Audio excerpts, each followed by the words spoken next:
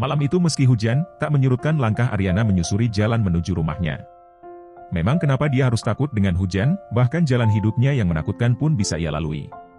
Tidak apa-apa, kita pasti akan baik-baik saja sayang, terdengar gumaman Ariana sembari mengelus perutnya yang masih rata. Sungguh ia masih tidak menyangka, laki-laki yang begitu ia cintai tega merenggut kesuciannya dan di saat dia sedang hamil justru sebuah pengkhianatan yang dia dapat. Niat hati ingin meminta pertanggungjawaban atas kehamilannya, namun ia justru melihat Demian tengah asyik bermesraan dengan wanita lain. Pada akhirnya ia mengurungkan niatnya, kemudian pergi membawa segala luka hatinya beserta janin yang tak pernah terucap. Baru menginjakkan kakinya di halaman rumahnya, nampak seorang wanita berdiri angkuh bersama seorang laki-laki yang sedang memegang payung. "Apa kamu yang bernama Ariana?" ujar wanita tersebut dengan pandangan angkuh. Ariana yang terkejut, hanya bisa menganggukkan kepalanya tak mengerti. Siapa gerangan wanita itu, dilihat dari penampilannya sepertinya orang kaya. Bahkan di sampingnya nampak seorang pengawal dengan pakaian jas lengkap sedang memayunginya. "Mulai detik ini jangan pernah lagi berhubungan dengan Demian putra saya lagi. Lihat dirimu, apa gadis miskin sepertimu pantas bersanding dengan putraku? Bahkan menjadi pembantunya pun kamu tidak cocok," hujat wanita itu yang ternyata adalah ibu dari Demian, Nyonya Anggoro. Ariana hanya bisa menelan salivanya, suaranya seakan tercekat di tenggorokannya. Mungkin sepanjang perjalanan tadi ia terlalu banyak menangis. Demian akan segera menikah dengan wanita yang sepadan dan sederajat dengannya, jadi jangan pernah bermimpi untuk menemuinya lagi dan kalau perlu pergi sejauh mungkin dari kota ini. Kalau tidak, saya tidak menjamin kamu akan baik-baik saja, ancam Nyonya Anggoro. Ariana nampak memejamkan matanya, lukanya masih sangat basah karena ulah Demian dan sekarang ibu dari laki-laki itu seakan menyiramnya dengan air garam. Sakit dan perih ia rasakan, namun tidak berhakkah orang miskin membela sedikit harga dirinya? "Maaf Nyonya, asal Anda tahu, selama ini yang mengejar-ngejar saya adalah anak Anda sendiri. Tapi Anda tenang saja, tanpa Anda suruh pun saya pasti akan pergi dari kota ini dan saya harap suatu saat Anda tidak akan pernah menyesal. Karena jika itu terjadi, maka saat itu mungkin hati saya sudah sekeras batu," tegas Ariana. "Menyesal?" Nyonya Anggoro nampak tertawa mengejek.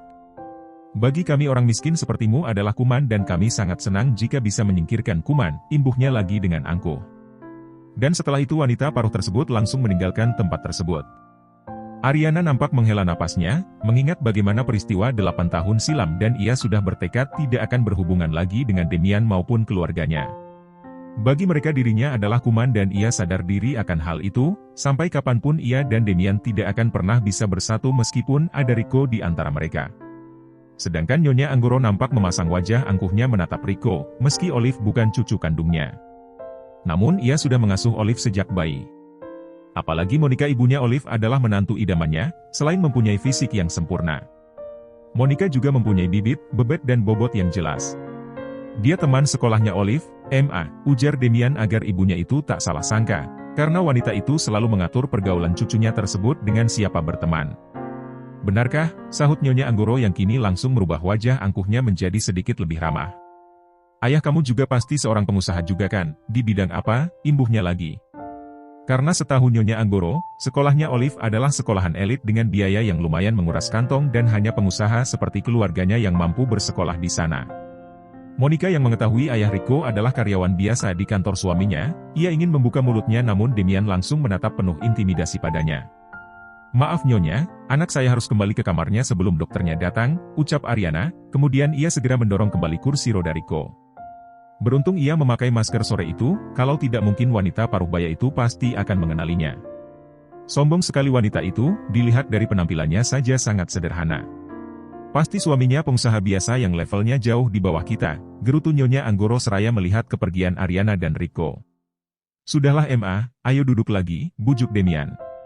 Demian terlihat gelisah, kini yang ada pikirannya hanya Rico.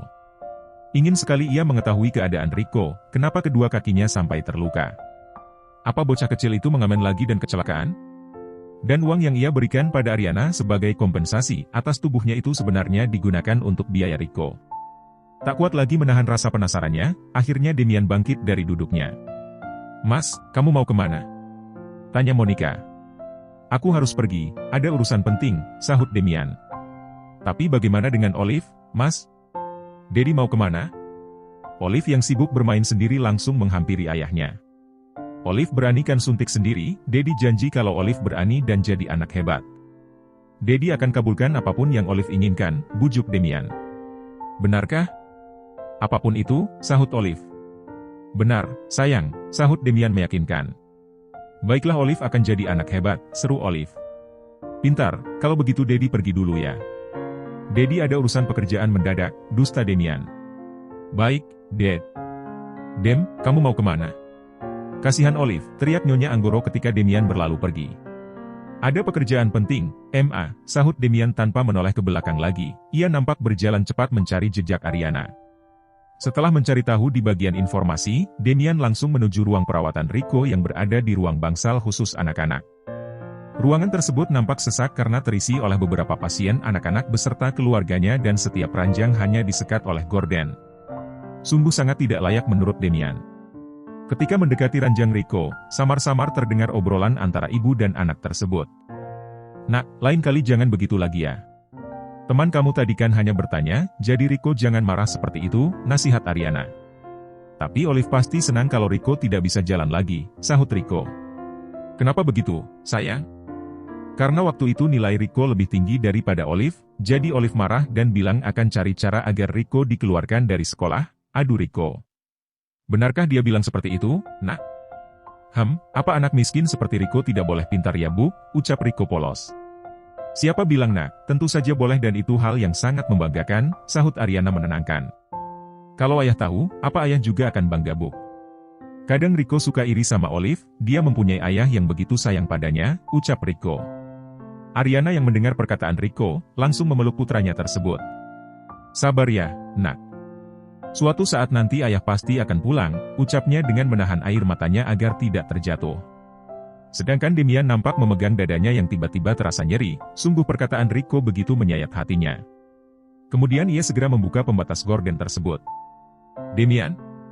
Ariana nampak terkejut ketika melihat Damian sudah berdiri tak jauh darinya dan sang putra. Damian? Ariana nampak terkejut ketika melihat Damian sudah berdiri tak jauh darinya dan sang putra. Lantas Ariana langsung berdiri. Sedang apa Anda, di sini tuan, tanyanya. Tentu saja untuk melihat anakku. Damian belum menyelesaikan perkataannya tapi Ariana sudah menarik tangannya menjauh dari ranjang Rico. Kamu jangan sembarangan bicara di depan Rico, tegur Ariana setelah mereka berada di luar ruangan tersebut. Katakan yang sebenarnya, Rico itu anakku kan, desak Damian. Bukan. Kamu bohong, aku sudah tahu semuanya. Kamu dan Herman tidak ada hubungan apa-apa, bahkan selama ini kamu tidak pernah menikahkan, cecar Damian dengan tegas. Dek! Bagaimana ini, bagaimana Damian bisa tahu secepatnya ini? Tidak, aku tidak mau kehilangan Rico. Dia putraku dengan laki-laki lain, dusta Ariana kemudian. Bohong, kamu pasti bohong kan? Damian nampak memepet Ariana di dinding, tidak mungkin Ariana melakukan itu dengan laki-laki lain dalam waktu yang bersamaan dengannya. Aku tidak bohong Dem, lagi pula kamu sudah mempunyai anak dan istri kan? Untuk apa lagi kamu mengganggu hidupku lagi? Kumohon pergilah dari sini dan lupakan kalau kamu pernah mengenalku. Anggap saja hubungan kita di masa lalu hanya sebuah kesalahan, mohon Ariana. Mudah sekali kamu mengatakan itu.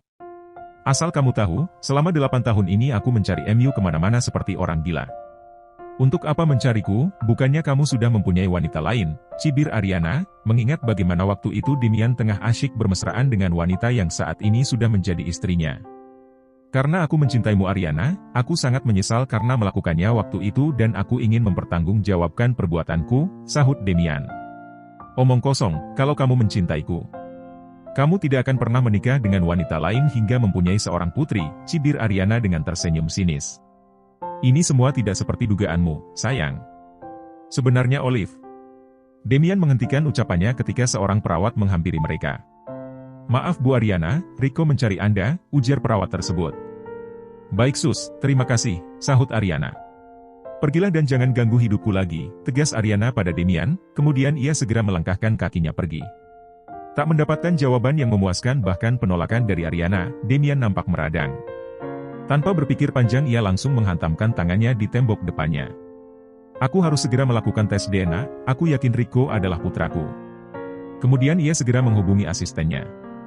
Halo Vic, saya mau kamu segera melakukan tes DNA pada Rico, perintahnya pada Victor. Nyonya Ariana pasti menolak, Tuan, sahut Victor dari ujung telepon.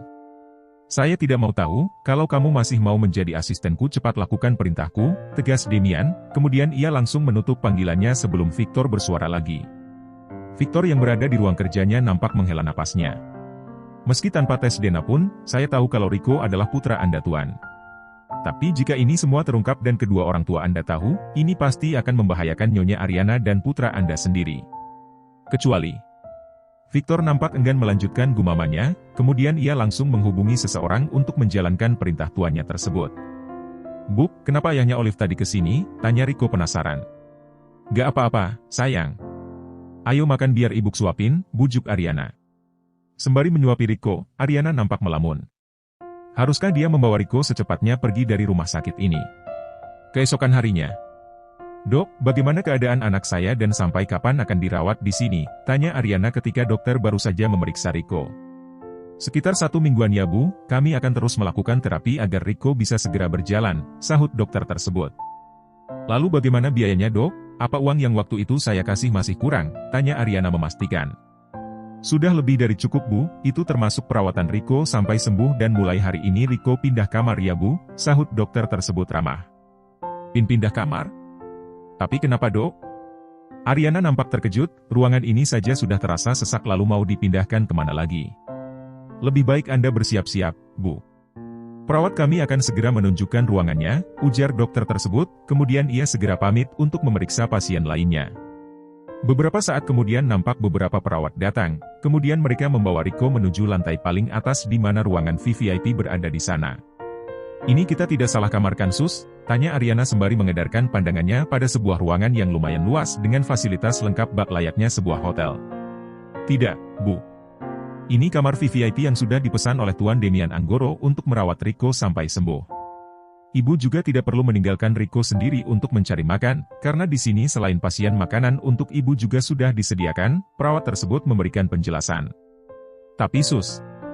Ariana ingin menolak bantuan Demian, namun sebuah suara bariton langsung mencelanya. "Saya tidak suka penolakan," sela Demian yang tiba-tiba sudah berdiri di ambang pintu. Demian?" Ariana langsung mendengus kesal, bukannya dia sudah mengusir laki-laki itu agar jangan mengganggunya lagi. "Hai Rico, bagaimana keadaanmu? Apa sudah lebih baik?" Tak mempedulikan sungutan Ariana, Demian langsung saja melewati wanita itu lalu berjalan mendekati Rico yang nampak bersandar di ranjangnya. "Baik Om," sahut Rico yang juga nampak terkejut dengan kedatangan ayah dari temannya tersebut. "Coba lihat, Om bawakan apa ini?" Demian nampak mengeluarkan beberapa mainan dari bungkusan besar yang ia bawa tadi. "Transformers." Rico langsung berteriak gembira ketika melihat mobil-mobilan yang bisa berubah menjadi robot dengan bantuan remote control tersebut. Selama ini bocah kecil itu hanya bisa melihatnya di televisi, namun sekarang ia bisa memilikinya. "Ini buat Rico, Om," tanya Rico senang. "Tentu saja buat kamu, Nak," sahut Demian sembari mengusap lembut kepala Rico. "Ibu, apa boleh?" tanya Rico pada Ariana yang nampak masih berdiri di tempatnya semula. Kebiasaan Rico adalah ia tidak akan menerima barang atau makanan apapun dari orang lain tanpa persetujuan dari ibunya. Sedangkan Ariana yang melihat kebahagiaan Rico, sungguh tidak tega kalau harus membuat putranya itu bersedih. Pada akhirnya ia hanya menganggukkan kepalanya dan itu membuat Demian langsung mengangkat sudut bibirnya. Hingga siang hari Demian nampak masih menemani Rico bermain, banyak hal yang dia ketahui dari cerita Rico dan setiap apapun yang Rico ceritakan semakin membuatnya dilingkupi rasa bersalah. Ternyata selama ini hidup Ariana dan putranya itu sungguh memprihatinkan, tapi sedikit pun tak ada kesedihan di mata Rico. Karena bocah kecil itu mengatakan kebahagiaannya adalah selalu berada di sisi ibunya. Hingga Rico tertidur, Demian baru beranjak dari sisi putranya tersebut. "Kamu tidak perlu melakukan ini semua, Dem. Kami sudah biasa hidup kekurangan jadi lebih baik mulai saat ini jangan pernah mengganggu hidup kami lagi," ucap Ariana pelan agar tidak mengganggu tidur putranya tersebut. "Aku akan terus melakukannya sampai dia terbukti putraku." "Dia bukan putramu, jadi lebih baik jangan memberikannya harapan palsu," sanggah Ariana. "Yakin sekali kamu mengatakan dia bukan putraku, apa waktu itu kamu juga tidur dengan laki-laki lain selain dengan diriku?" Gertak Demian sembari melangkah mendekati Ariana. Ariana nampak terpojok, ingin sekali ia mengatakan kebenarannya tapi bagaimana kalau nanti Demian beserta keluarganya mengambil Rico darinya. Itu, HMMPPTT. Ariana tak dapat melanjutkan perkataannya karena Demian langsung menarik pinggangnya lalu membungkam bibirnya dengan bibir laki-laki itu. Ariana yang mulai kehabisan napas nampak memukul dada Demian, sungguh laki-laki itu begitu lancang karena sudah berani menciumnya tanpa izin. Kamu! Sungut Ariana setelah Demian melepaskan panggutannya. Itu hukuman buat kamu yang selalu keras kepala, setelah Demian seraya mengusap sudut bibir Ariana yang nampak basah karena ulahnya, namun Ariana segera menepis tangan laki-laki itu. Aku sangat membencimu, cepat pergi dari sini dan jangan pernah datang kembali, usir Ariana dengan kesal, namun itu justru membuat Demian terkekeh. Ia sedikit pun tak pernah merasa sakit hati karena penolakan Ariana, baginya ini adalah awal perjuangannya untuk memiliki wanita itu kembali. Tidak ada yang bisa melarangku untuk menemui putraku, sayang, sahut Demian sembari merapikan anak rambut Ariana yang nampak berantakan tapi wanita itu segera menepis tangannya. Dia bukan putramu, sela Ariana. Kita tunggu saja hasilnya dan di saat itu tiba kalian tidak akan bisa lari lagi dariku, tegas Demian dengan menatap lekat Ariana. Ariana hanya bisa menelan salivannya ketika mendengar ancaman Demian. Sepertinya kamu juga sangat menikmati ciumanku tadi, lihatlah wajahmu terlihat memerah, ledek Demian, padahal ia tahu wajah Ariana memerah karena sedang menahan amarahnya. Dasar sinting, maki Ariana, kemudian ia mendorong Demian agar segera keluar dari ruang perawatan sang putra. Setelah Demian keluar Ariana segera menutup pintunya kembali, kemudian ia langsung menangkupkan kedua tangannya di pipinya yang terasa panas. Setelah itu ia nampak mengangkat sudut bibirnya, namun ia segera menggelengkan kepalanya untuk menyangkal apapun yang dia rasakan pada laki-laki itu. Meski ia masih mencintai Demian, tapi ia cukup tahu diri cinta mereka tidak akan pernah bisa bersatu. Apalagi mengingat laki-laki tersebut sudah berkeluarga. Sedangkan Demian yang baru keluar dari kamar Rico, nampak mengulas senyumnya. Semangat hidupnya seakan kembali lagi, ia hampir lupa kapan terakhir bisa tersenyum seperti saat ini. Ini semua karena Ariana, wanita itu benar-benar bagaikan obat mujarab baginya. Seandainya saja Rico bukan anaknya, ia tak akan mempermasalahkan hal itu. Asalkan Ariana akan selalu di sampingnya, tapi ia sangat yakin bahwa Rico adalah darah dagingnya sendiri. Victor yang nampak menunggu Demian di luar ruangan tersebut, langsung mengulas senyumnya ketika melihat raut kebahagiaan di wajah atasannya tersebut. Semoga selamanya Anda seperti ini Tuan, apapun yang terjadi saya akan selalu berada di pihak Anda. Victor, apa yang kamu lakukan di sini? Tanya Demian, padahal ia tidak pernah memanggil laki-laki itu. Saya baru saja menyelesaikan perintah Anda, Tuan. Mungkin beberapa hari lagi hasilnya akan terlihat, sahut Victor. Baguslah, Ariana tidak tahu kan tentang ini, tanya Demian memastikan. Tidak Tuan, dokter yang menangani Rico sangat mudah diajak bekerja sama, sahut Victor. Baguslah, saya sudah tidak sabar menantikan hasilnya. Meski saya yakin dia adalah putra saya. Saya mengerti Tuan, lalu bagaimana dengan Nyonya Monica dan Tuan beserta Nyonya besar jika mereka tahu Anda mempunyai seorang putra dari wanita lain? Saya tahu Vic, saya sudah memikirkan hal itu. Tidak akan ada yang bisa memisahkanku dari Ariana dan putraku baik itu orang tuaku maupun Monica. Tapi yang saya khawatirkan justru dengan Ariana. Maksud Anda, Tuan? Ariana selalu menatapku dengan kebencian Vic, tidak ada sedikit pun cinta di matanya buat saya. Saya takut tidak bisa memilikinya, keluh Demian. Mungkin selama 8 tahun ini beliau banyak mengalami penderitaan Tuan dan mungkin karena itu secara tidak langsung beliau menyalahkan Anda. Jadi saya harus bagaimana, Vic? Dulu Anda tidak pernah menyerah untuk menaklukkan hati Nyonya Ariana, kenapa Anda sekarang tidak melakukannya lagi? Saran Victor. Mengingat dulu Demian yang begitu angkuh dan alergi dengan kemiskinan rela mengesampingkan itu semua demi menaklukkan hati Ariana. Tentu saja, saya pasti akan memperjuangkannya lagi seperti dulu, tegas Demian yakin. Beberapa hari kemudian, beberapa hari ini Rico menunjukkan kemajuan pesat, ia sudah mulai bisa berjalan meski masih menggunakan tongkat dan itu membuat Ariana dan Demian sangat senang. Setiap hari Demian selalu menyempatkan waktunya untuk menemani Rico, mengajaknya bermain dan selalu menyemangati. Sungguh ia ingin menebus semua kesalahannya pada bocah kecil itu. Kenapa Om sangat baik padaku, apa karena Rico temannya Olive? Tanya Rico siang itu ketika Demian sedang menyuapinya. Karena Om sangat menyukaimu. Kamu tahu, kamu adalah anak laki-laki terhebat yang pernah Om temui dan Om sangat bangga, sahut Demian. Seandainya ayah Rico datang, apa ayah nanti juga akan bangga pada Rico? Tanya Rico dengan polos. Tentu saja nak, kamu bisa kok menganggap Om sebagai ayahmu, ujar Demian sembari menatap Ariana yang selalu mengawasinya ketika dia bersama Rico. Gak Om, ayah Rico hanya satu. Rico akan menunggu ayah sampai datang, tolak Rico yang langsung membuat Demian kecewa. Tapi bagaimana kalau seandainya Om ini? Demian belum menyelesaikan perkataannya tapi Ariana sudah menyelanya. Rico sayang, bobo siang yuk. Sini ibu temani, sela Ariana sembari mendekati putranya tersebut. Tuan Demian, sepertinya Anda sangat sibuk. Terima kasih sudah meluangkan waktunya menjenguk Rico, imbuhnya lagi dengan nada sindiran. Merasa diusir oleh Ariana, Demian nampak mendengus kesal. Kemudian ia segera berpamitan pada Rico, setelah itu ia memutuskan kembali ke kantornya. Ketika berada di lobi rumah sakit, Demian dikejutkan oleh Monica yang juga berada di sana. "Mas, apa yang kamu lakukan di sini?" tanya Monica penasaran. Ia sempat memperhatikan raut bahagia di wajah suaminya tersebut, namun ketika melihat dirinya laki-laki itu langsung berubah dingin seperti biasanya. "Bukan urusanmu," sahut Demian dingin. "Mas, aku ini istrimu. Aku berhak mengetahui apa yang kamu lakukan," keluh Monica dengan kesal. "Monica, sudah berapa kali ku bilang? Aku tidak pernah menganggapmu sebagai seorang istri, jadi kapanpun kamu bisa pergi," tegas Demian. "Gak mas, sampai kapanpun aku tidak akan pernah meninggal kamu," tolak Monica. Bagaimanapun juga saat ini Demian adalah tumpuhannya, setelah kedua orang tuanya meninggal dalam keadaan bangkrut. Meski Demian tidak pernah menganggapnya sebagai seorang istri yang sesungguhnya, tapi laki-laki itu selalu memenuhi semua kebutuhannya sebagai seorang sosialita ibu kota. Demian yang malas berdebat di tempat umum, ia segera pergi meninggalkan istrinya tersebut. Mungkin sebaiknya ia segera mengajukan gugatan cerai pada wanita itu. Karena ia tidak mungkin bisa memiliki Ariana, selama ia masih terikat pernikahan dengan Monica. "Apa yang sedang Mas Demian lakukan di sini?